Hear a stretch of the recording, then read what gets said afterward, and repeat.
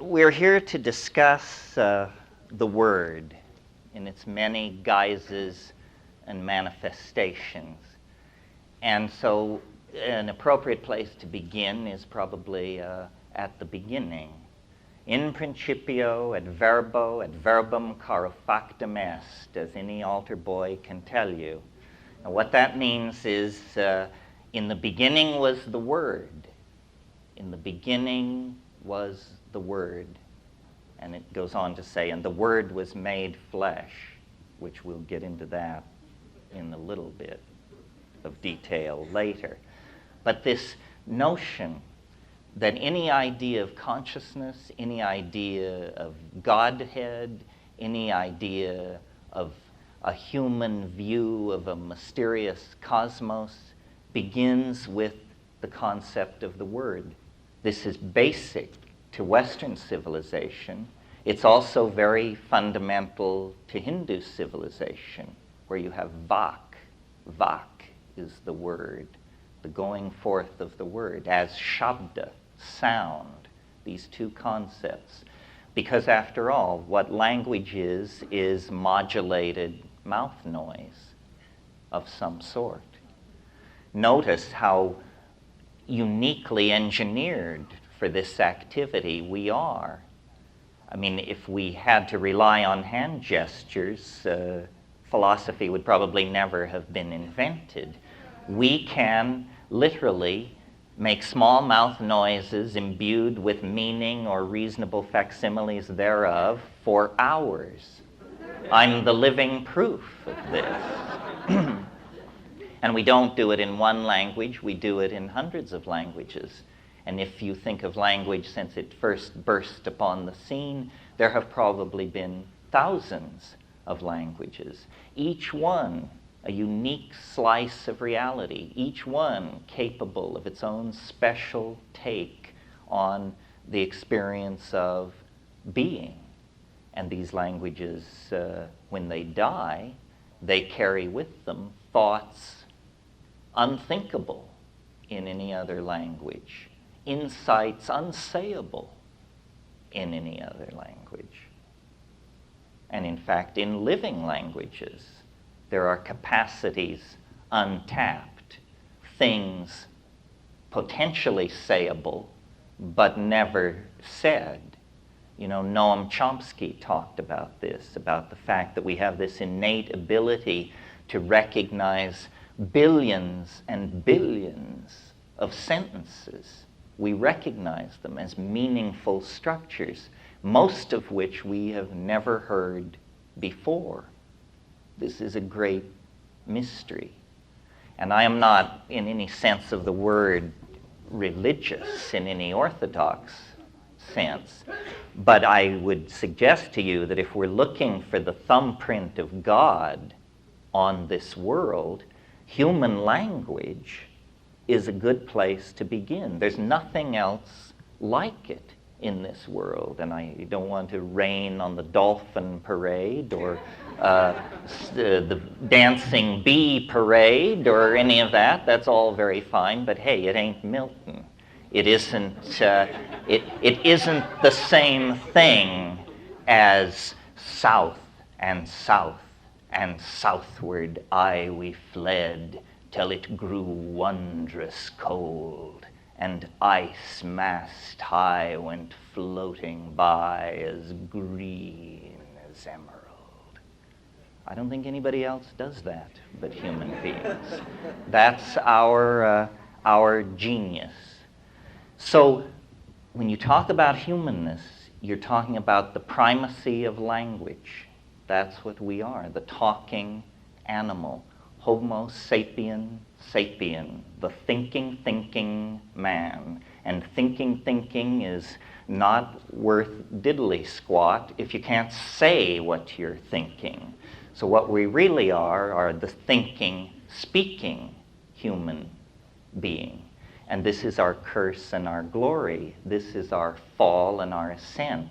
This either puts us so far from nature that we can never crawl back onto the bandwagon, or so close to God that we have no need to. And we haven't figured it out yet, exactly what it means to us and what is it for. Cynics say to lie. Language was invented to lie. You know, Winston Churchill once said, "The truth is so precious that she must be accompanied everywhere by a bodyguard of lies." All right, here.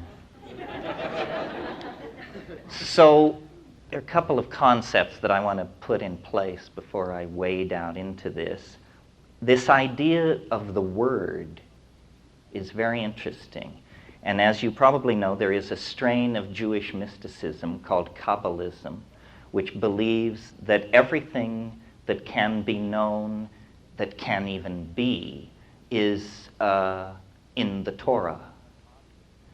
But obviously, part of the future hasn't happened yet. The Torah is a kind of downloading into books of a universal book that is being read, as it were, by God. And yet these scholars of the Torah say it's already a done deal. It's completed. So when questioned by their students of how is this possible, that the world is made of words and that it's a done deal, and yet we have an illusion of an open future, these Hasids explain that what the future is the part of the word stew that is still scrabbled, and that what the present is the place where the unscrambling meets the scrambled. And as we move toward the end of time, more and more of the letters are unscrambled and their meaning is revealed. So really, existence is more like a book than any other thing that we are familiar with. Life is a story. And in fact, we've never moved beyond that. We have pretended to move beyond it, but we never really have. About 5 years ago, a brilliant young woman named Misha Landau at Boston University wrote a book called Narratives of Evolution. And she argued that great scientific theories reared on a foundation of adamantine truth and male objectivity are in fact nothing more than stories. And she chose to concentrate on the theory of evolution.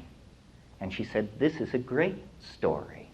The story of a poor but humble primate who leaves his ancestral home on a great journey. And along the way, he meets many obstacles and forms many alliances and has many adventures in his quest for the great treasure difficult to obtain, which is consciousness. And then, of course, consciousness is obtained. And then we get story 2, the story of our conscious adventure, the story that we call history, the story of all the migrations and dreams and inventions and religions and hopes and fears and brutality and nobility that the human species is capable of. Well, what about this? Philosophy comes to the difficult questions last. First, we ask simple questions. What is the world made of? That's a simple question, although it took several thousand years to answer. But it's a simple question compared to questions like, who's asking the question? That's a tricky one. And what is truth? And secondly, and more important, what's so great about it that we should care? And truth is approached through language. It may be contemplated in silence, but that's a private and hence a selfish and an unshared truth. So however much we have to betray truth to communicate it. We are still called to make that sacrifice in order to share what little truth there is that can be known. And so the obligation upon us is an obligation to clear speech.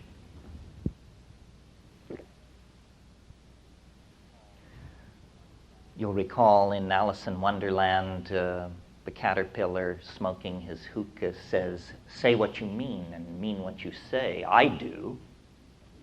This, I think, is our challenge, because what we mean to say, if we mean to say truth, is something very, very complicated indeed. It's not even clear that we start with enough marbles for the job. So if the world is made of language, and if language is most fitted for the telling of a story, then the world must be some kind of a story. Robert Anton Wilson once said an interesting thing. He said, the world is ruled by power elites.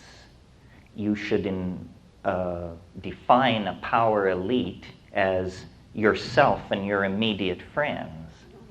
If you define a power elite any way other than that, you have a loser's scenario. And who needs a loser's scenario? How this applies to this, I'm about to figure out before your very eyes.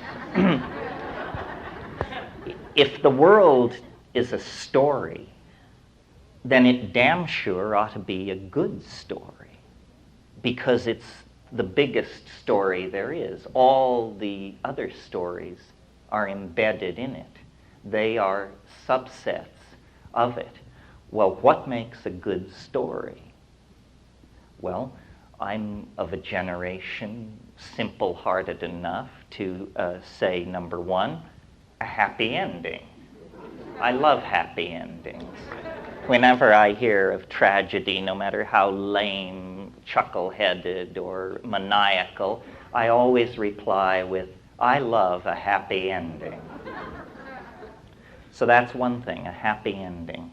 The second thing is a surprising ending. You don't want to see the ending coming at you from page 220 when you still have 400 pages to go. We all hate that kind of a slow unraveling, I think. So the ending should be happy, and the ending should be sudden and unexpected. These are the elements of a good story. And the plot should unfold like a Swiss watch. On time, under budget, understated, clean, unerring, on the money. That's part of it. The other thing is, if in fact the world is made of language and we are inside a story, then it turns out that aesthetics, Tom touched on this when he talked about style, the dancing diamond, aesthetics is everything. If the story is told badly, it doesn't matter if it's a good story. You can't overlook the language. And I've managed to irritate large numbers of people in what's called the New Edge or the New Age by simply pointing out that there are a lot of half-baked stories, badly told, stylistically flawed, poorly developed characterization, dependence on improbabilities, badly fleshed out background material, poorly researched historical foundations, so forth and so on. These are bad stories, bad art, and God knows there's nothing worse. Well, no, there's one thing worse, but I can't mention it. But bad art is up there, believe me. Okay. My relationship to this has always been a little different from other people who've wanted to be part of the story or tell part of the story, there is well established this concept of the Muse. And as I read it, the Muse is a finely proportioned young woman in diaphanous gowns who speaks perfect Attic Greek and raises in you the power to speak for her, to reveal, to tell the secrets, to display the mysteries. If you hear a faint quiver of nostalgia in my voice, it's because this isn't what I got. Where I was expecting diaphanous, well-proportioned Attic Greeks, instead I got self-transforming elf machines that look like jeweled, dribbling basketballs. In other words, at the other end of the spectrum of these language-revealing supernatural entities are what I call the tykes, language elves. Language elves. Elves, you will recall, make things. And one of the things they make is riddles.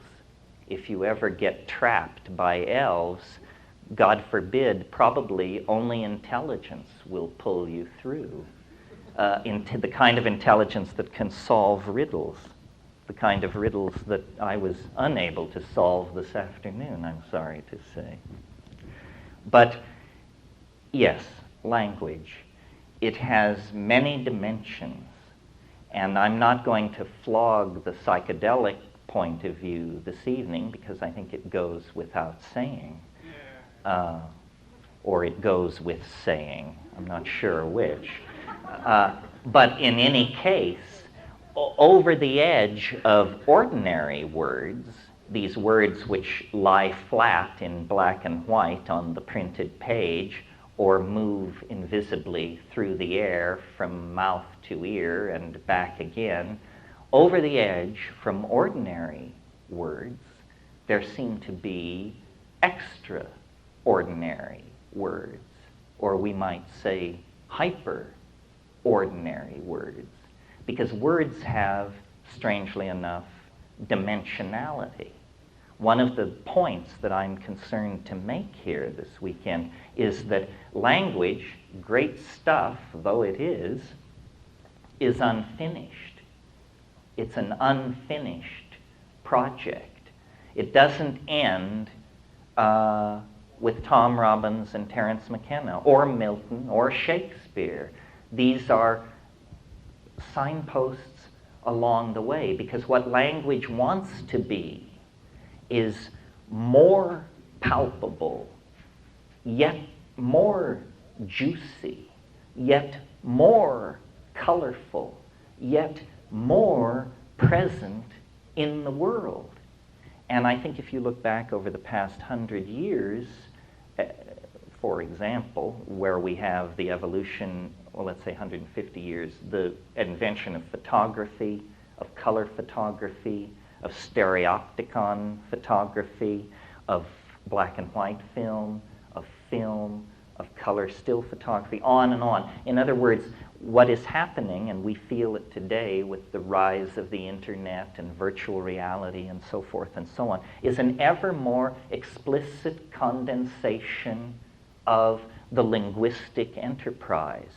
It's adding dimensions to itself, dimensions of color, of image, of music, of light.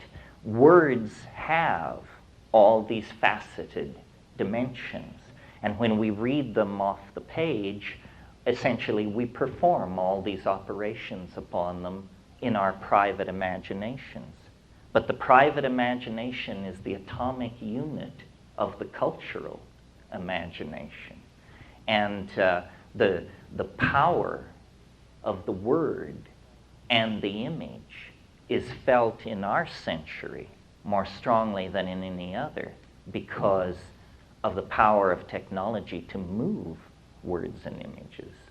Someone defined media rather cynically as the power to spread darkness at the speed of light. Well, the criticism of bad language. And the truth, the sad truth of it that makes us laugh is there because we know how betrayed language has become as it ascended in power. Joseph Goebbels is the great despoiler of the word in the 20th century. He worked for Hitler as propaganda minister and invented what he called the big lie, a shocking discovery which many members of the New Age have exploited to the hilt. This is where you just claim something so outlandish that people either clear the hall or they pay their money and stand up for it. The big lie.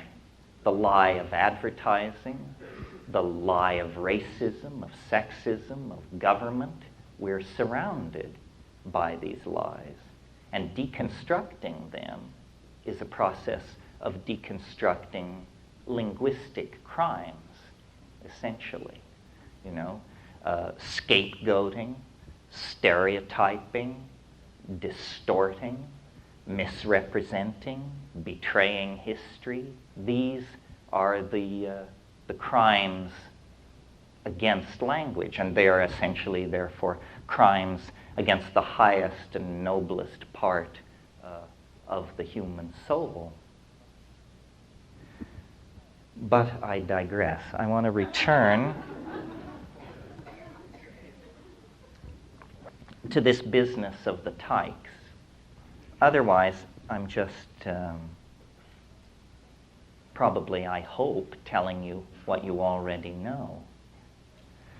But the enterprise of language, I think, is the arrow that points toward our distant destiny and future. And it may not, as James Joyce said, it may not be so far away as you may wish to be congealed. It may be closer upon us than we think. Out of the darkness of the unspoken, inarticulate animal soul came civilization with all its ambiguities and contradictions. Looming now, apparently, is digitalization. And if ever the word is to become flesh, then it must happen in a context in which the flesh becomes word. This is what's happening. It's as though meaning is condensing into matter. Meaning is condensing into matter. And then reflecting itself back. I'm convinced, because I can't imagine how it could have happened any other way, that language is a lot older than meaning. Surely that must be so. That we discovered, long before we discovered rational conversation, we discovered that we could play with our mouths and make funny noises for each other's amusement. We still do this with scat singing and glossolalia and nonsense rhymes and this sort of thing. And strangely, meaning adheres where definition is absent. There is still meaning. 'Twas brillig, and the slithy toes did gyre and gimble in the wabe. All mimsy were the borogos, and the money wraths outgrabe. Beware the jabberwock, my son, the jaws that bite, the claws that catch. Beware the jub-jub bird, and shun the Thermius bandersnatch. He took his vorpal sword in hand. Long time the maxim foe he sought, so rested he by the tum-tum tree, and stood a while in thought. And as in uffish thought he stood, the jabberwock with eyes of flame came woofing through the tulgey wood, and burbled as it came. 1, 2, 1, 2, and through his vorpal blade went snicker-snack. He left it dead, and with its head he went galumphing back. And hast thou slain the jabberwock? Come to my arms, my beamish boy. O frabjous day, Callooh, Calais, he chortled in his joy.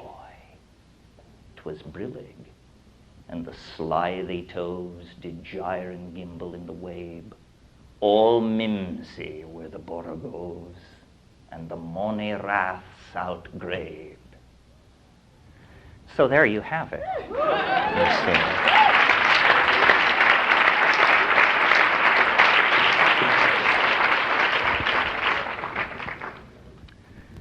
Language is evocative. What we sense, we later are able to analytically communicate. But the sound there in Jabberwocky, it's the sound which carries it. And I'm convinced that for a long, long time, people amused each other in that fashion and in more radical fashions with complete nonsense syllables. And it was only some late arriving, very nerdish and practical type who said, you know what we could do with this stuff? We could assign a specific object to a specific sound, and then every time I make that sound, you will know to bring me that haunch of mammoth meat or that flagon of fermented mare's milk or whatever the hell it was they were eating. And out of that, then, this agreements about meaning come what are called local languages. And the interesting thing about local languages to me is that they are local.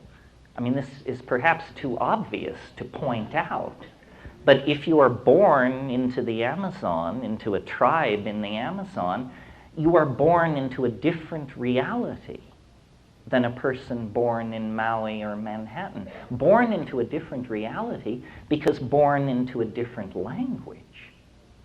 The first time I went to the Amazon as drug hunter and sometimes butterfly collector, I didn't know enough about botany to make it all stop being just green. That's all it was very green, you know, and I kept commenting on this. Gee, it's very green. And someone said, well, you know what they call it? They call it the big green. Well, clearly these were not botanists. Then the next time I went to the Amazon, I went with botanists. And I learned the plant families, you know, the Malphigaceae, the Myristicaceae, the Zygophalaceae. I learned about melanostomes, and I learned about Orchidaceae, and I learned about epiphytes and saprophytes and all of these things. And these words then flowered before me in the world that I was moving through. And I understood it. And it seems to me you can't understand things any other way. People sometimes say to me, how come you use so many big words? The answer is because there's no other way to understand what we're trying to talk about here. It's not obfuscation. People say, well, but don't you think your audiences don't understand you? No, because if a word is spoken by someone who understands what it means, it will be understood by people listening to that person. You know, William Blake said, if the truth can be told so as to be understood, it will be believed. It compels belief if the truth is told so as to be understood. So truth-telling in an understandable fashion is one of the most intimate activities that we can engage in. It builds community. It is truly civilized. And when we betray language, as the Nazis did, as our own politicians do, as advertising does, then that is not civilized. That is the scrabby and gritty behavior of the marketplace and worse. And it dehumanizes. So suddenly then what we're discovering is that our language and our humanness are essentially the same thing. And that care for the project of language, which is my phrase, is care for the project of being, which was Heidegger's phrase.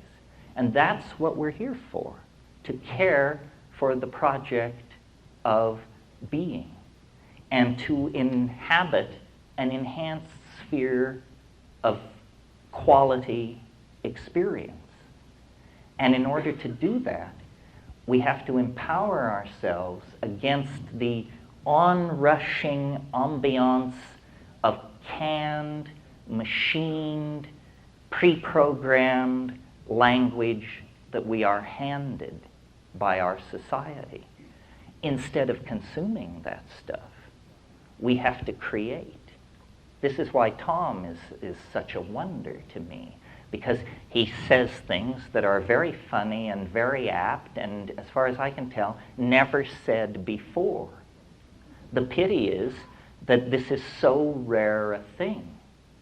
It's something that when you do it, you reclaim your humanness. You take back your mind. Stereotypic thinking is not thinking at all. That's the whole point. And ideological goods, the shoddy ideological goods being sold in the intellectual marketplace, have all been pinched, prodded, and tried on in the dressing rooms so many times that any person of good taste and sensitive nostril will turn and move the other way. A culture cannot evolve any faster than its language. Ideas first come, change first comes, revolution first comes in the form of language. I can remember two very distinct moments, and I don't want any hissing or catcalling or any of that as I bare my soul and tell you that this was me at one time in one place. But I can remember being in Kathmandu in must have been 68, and finally the Newsweek arrived with the news of women's liberation. And I had to sit down and consider. I had been in the New Left. We always let our women make coffee for us. Weren't they liberated? What was the problem here? And I read this article through, and the light dawned. And I realized that this issue had been completely submerged. This enormous issue, the inappreciation, the subjugation, the misperception of women, had been entirely buried by habits of language, and that it took this outside stimulus to put it over the top, to bring me to confront something I had never considered before. Well, that was many years ago. But as recently as 5 or 6 years ago, somebody spoke a phrase in my ear I had never heard before: Hawaiian sovereignty. It seemed preposterous. It seemed inconceivable. Inconceivable. That's the key concept. In other words, it seemed beyond the pale of language.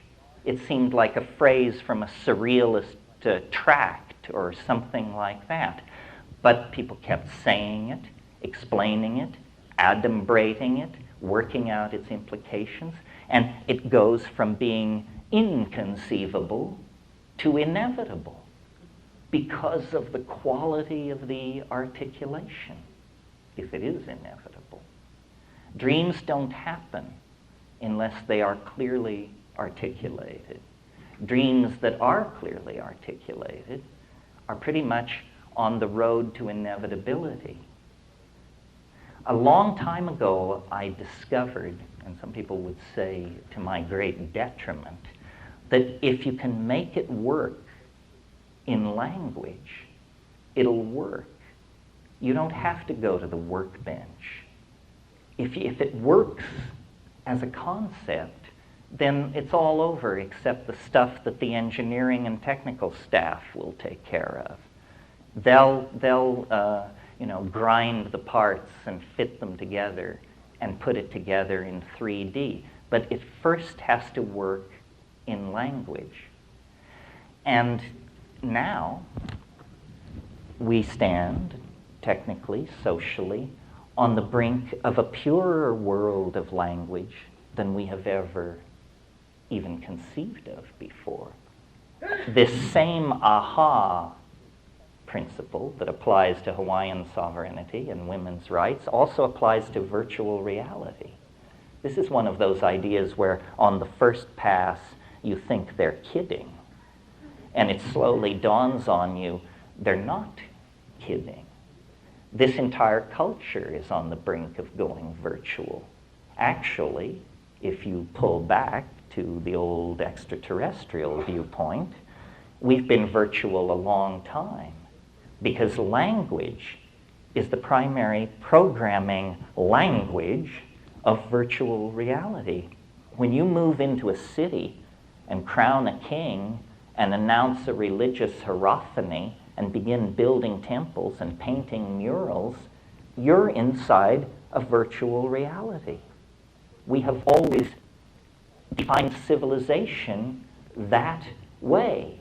But now we're about to move from the virtual reality of highways, bricks, mortar, heavy materials that cost a lot of money to move around, to a world almost magical in comparison. Someone pointed out to me, the difference between a 10-story building and a 100-story building in virtual reality is 1-0. That's the difference. So the long journey through language has carried us to the brink of a domain of pure language and a world made of pure language. And I wonder what kind of world it will be. I'm Platonist enough, and there aren't enough of us around, I think, to believe that the good and the true and the beautiful are the same thing.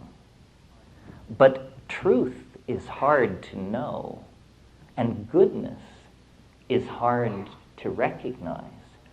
But beauty is the easy path in, because we all recognize and respond to beauty. So the challenge, I think, is, and I don't mean beauty in some late romantic la-la kind of sense, I mean savage beauty, beauty that grabs you by the lapels and breathes in your face.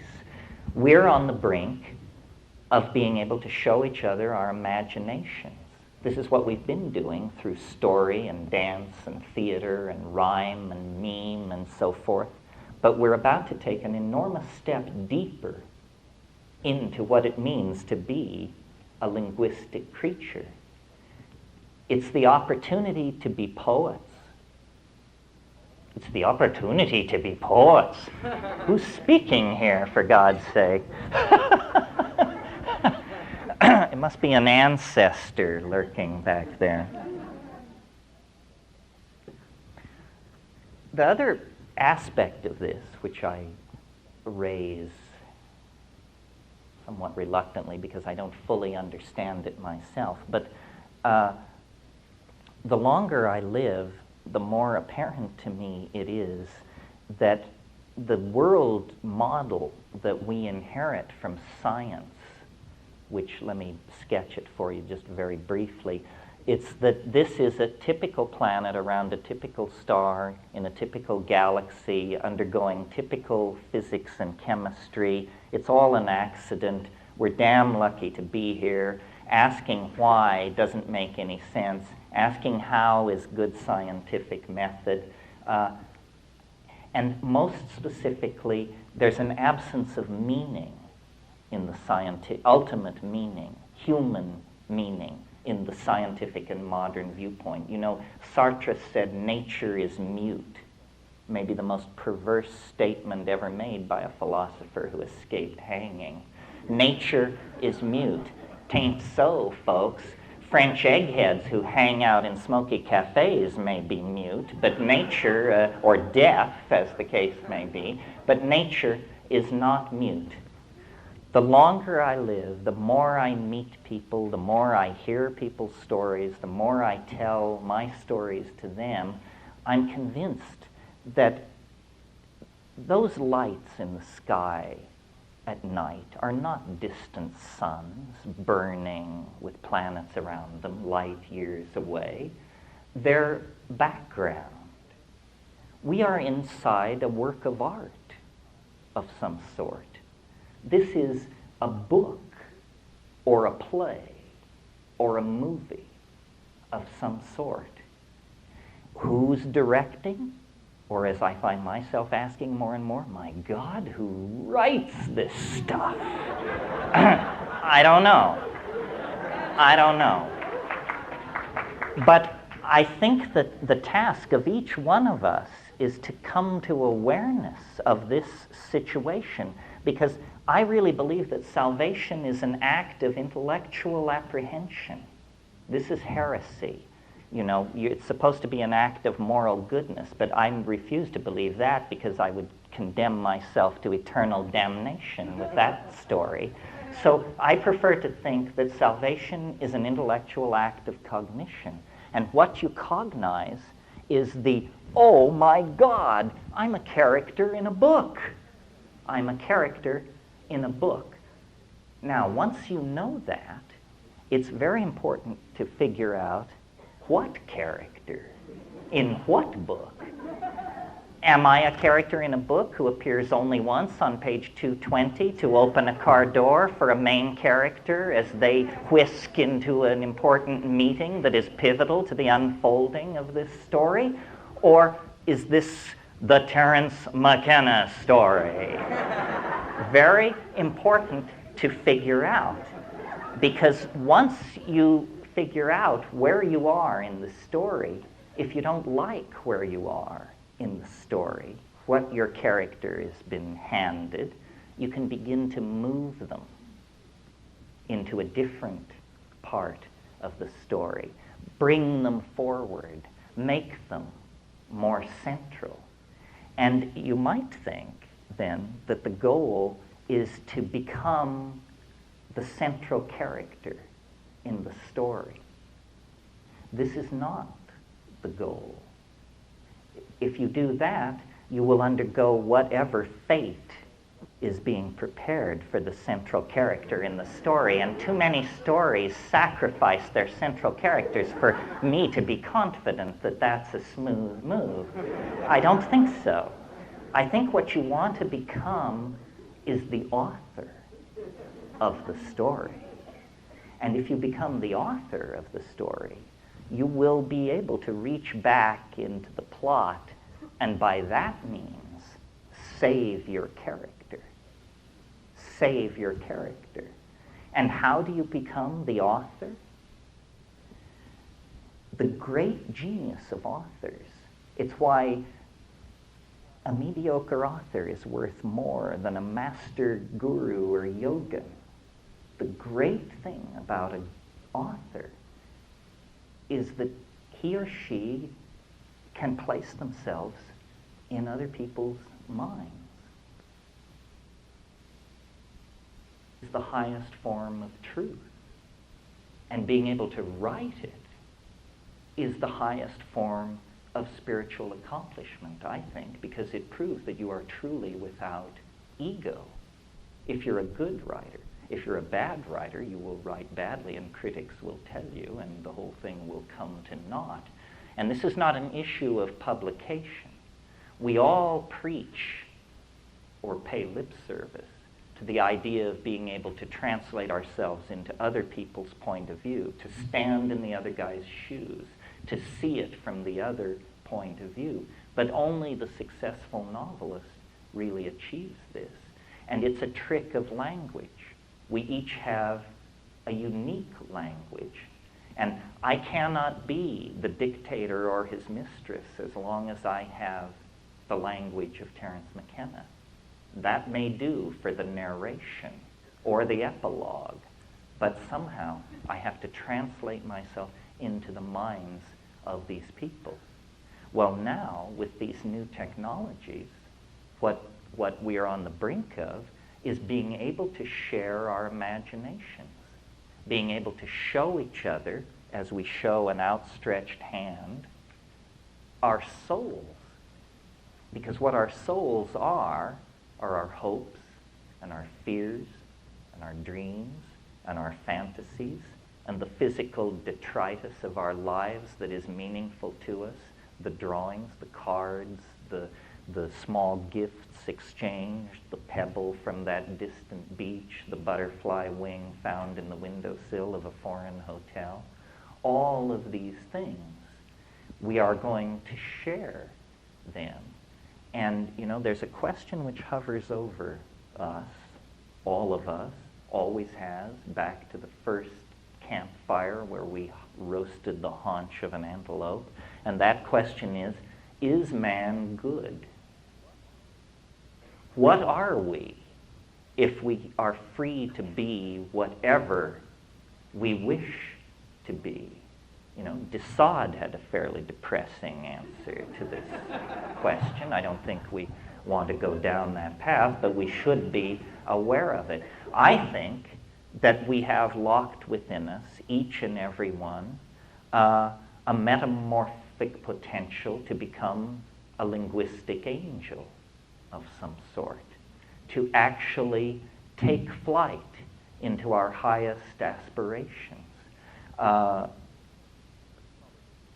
This would probably be the appropriate place to quote James Joyce, who said of life and death, and speaking of the red light district of Dublin, which is called Moycane, Joyce said, "Here in Moycane we flop on the seamy side, but up Nient, prospector, you sprout all your worth, and you woof your wings.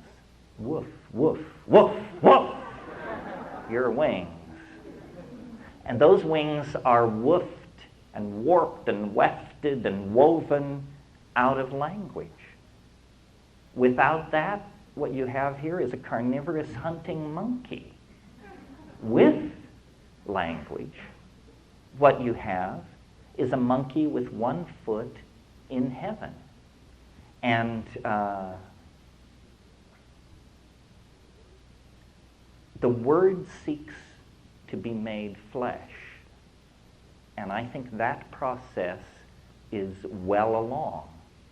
But the flesh seeks concomitantly to return to the essence of the Word, the primal purity. So it's like a descent into the world of matter by spirit, now called the Word or the Logos, same in Demotic Greek, Logos.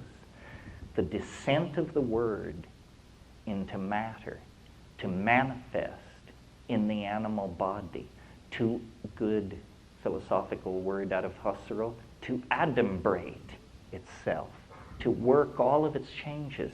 In other words, to exfoliate, to be all that it could be, to say all that it could say, to tell all that it could tell, and then to return to its awesome, hidden, source, carrying its vehicle, its privileged vehicle, with it.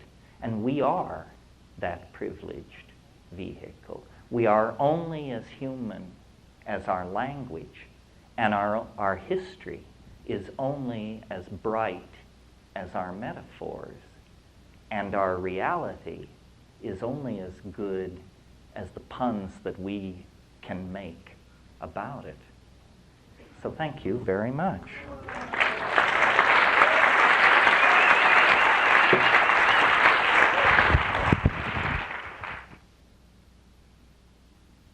It seems to me that what's happening in the area of knowledge is that we are actually figuring out how the visible world works. That the world of light, energy, atomic structure, so forth and so on, at an almost explosive rate, human understanding is flowing into these areas. I mean, you have only to read Science News or Scientific American to feel the immense excitement. Every branch of science is in revolution. And then you turn to something like archaeology. It's all revolution everywhere. I mean, because suddenly integrated information processing techniques and ever more subtle analytical techniques, they can actually answer questions. We're getting very good at figuring stuff out, so that, on very little evidence, we can actually reconstruct with computers the trade system of the Maya, or the gross national product of and stuff like this. So it seems to me what's happening is we're caught up in some kind of explosion of understanding, that is where understanding is happening so fast now in so many areas that the entire historical experience is being permeated with a sense of revelation. And ultimately, it's revelation of the nature of being. And people like Ken Wilber, Stuart Kaufman, I don't know, there's a lot of people involved in different areas. There are very few people. I saw some very interesting papers recently by Stuart Hameroff and Roger Penrose on quantum mechanical models for the storage of memory and consciousness. And these are guys who try to make nuts and bolts models of how the mind might work at the quantum mechanical level. It's very, very exciting, and all this stuff is being integrated. So my prediction is that over the next 15 years or so, there will just be, in the areas of technology, general systems, mathematical modeling of reality, all that, a sense of endless revelation and discovery, leading probably to a completely different model of reality. I mean, it may be that, in a sense, we're about to be invaded by ourselves from the future, bringing back ideas that will be as shattering to us as the Spanish conquest was to the empire of the Aztecs. I mean, we've really shot our wad. We think the Aztecs represent some kind of horrific cultural bankruptcy because they threw 10,000 people a day off their tops of their pyramids at the height of the cult of human sacrifice. But in fact, we accept 150,000 automobile deaths a year, millions of deaths from pollution, bad drugs, so forth and so on. I mean, we do appear to be a society that has just set itself on fire. But this understanding thing is reaching some kind of culmination. And the payoff in the natural sciences from understanding how something works is that you then can make other things which work on that same principle. And what kind of technologies you can make based on an understanding of consciousness and information flow and this kind of thing, we have no idea. I mean, it is pure science fiction. In a few years, literally, I don't think we will even recognize ourselves. Culture is becoming more psychedelic. You only have to have, Lenin felt, 11% of the population to completely restructure the society. And what I see is that the technology is being designed, the way our urban environments are being designed, the way fashion and music and all these things are developing, is people are psychedelic who don't even know it, because they think it's a social style. They think it has something to do with Paisleys. So I talked last night about idioviruses being spread through the population. Well, one of these viruses is clearly this, what I call the psychedelic meme. You all know what a meme is, right? A meme is, a gene is the smallest unit of heredity. A meme is the smallest unit of ideology. So there can be trivial memes, such as Madonna's pregnancy, and there can be memes like National Socialism or Marxism or quantum physics. But these memes compete with each other like organisms in an environment. And the more adaptable ones, the ones that confer advantage if you accept them, stick around and survive. And so the psychedelic meme is now incredibly powerful in fashion, advanced computer design and software architecture, ecological politics, and urban design. All those things are very, very psychedelically touched. But this, you're not supposed to mention this because official culture mitigates against it. One of the things that would be nice is for people to just use the word more often, instead of trying to tailor some synthetic word that doesn't raise the hackles of the ignorant. I mean, I've heard objections to the word psychedelic, usually that it has too much political content. My reply to that is, you got a problem with that? That comes with the turf, often distributed fractally. In other words, it occurs in clumps that are clumps of clumps of clumps, and its distribution is often Gaussian, which is a subset of fractals.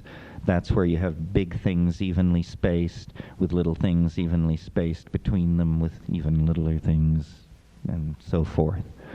It stands to reason if information were like that, then you could get enlightened anywhere or nowhere. You could be lost or found anywhere, including in the same place, which is, I suppose, worth remembering.